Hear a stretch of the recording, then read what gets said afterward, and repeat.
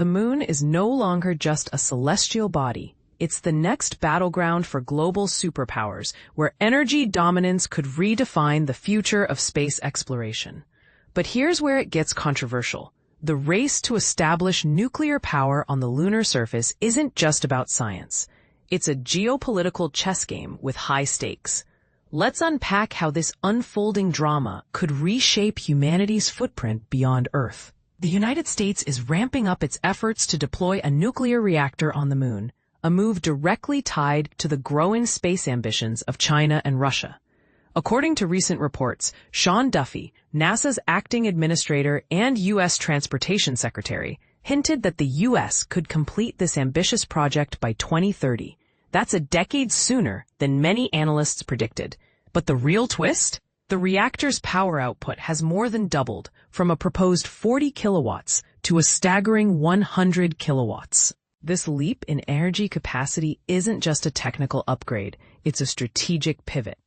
Such power could sustain lunar bases indefinitely, providing electricity for habitats, labs, and even future Mars missions.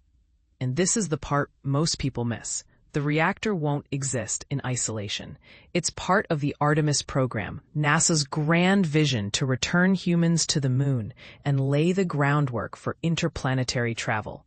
But to make this work, a full ecosystem of infrastructure, power grids, storage systems, and transmission networks must be built from scratch. Imagine designing a mini-city on the moon, where every component must survive temperatures swinging from scorching day to negative 200 degrees Fahrenheit, frosty night, with no atmosphere to cool it down. The reactor itself must be airtight, radiation-proof, and capable of managing heat in low-pressure, low-gravity conditions. And if things go wrong, the reactor will be launched in a deactivated state to minimize the risk of contamination, a safeguard as critical as the technology itself. But let's talk about the elephant in the room. The Outer Space Treaty of 1967. Officially, no nation can claim lunar territory. Yet, the practicalities of safety zones around reactors could create a new form of lunar geopolitics.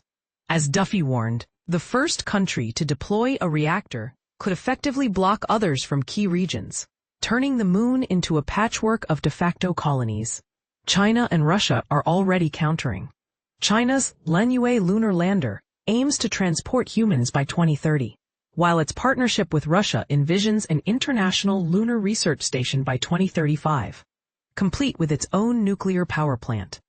Is the 2030 deadline achievable? Experts say yes, but only if every gear in the system moves perfectly, from flawless rocket launches to surviving the moon's harsh extremes. Meanwhile, Europe is stepping up as both a collaborator and a contender. The Italian Selene project is designing a lunar energy center based on compact surface reactors, while the European Space Agency's Moonlight program plans a constellation of satellites for lunar navigation and communication.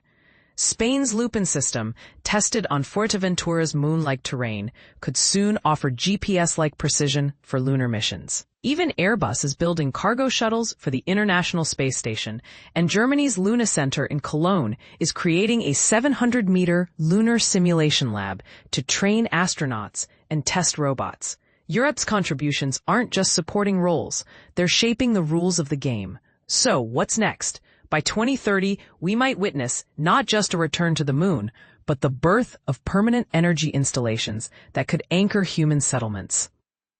But here's the rub. The legal framework is lagging. While treaties ban territorial claims, the reality of lunar safe zones could spark a new era of space rivalry. And this is where the debate gets fiery. Should the moon remain a shared frontier, or is it time for a new kind of space governance? What do you think?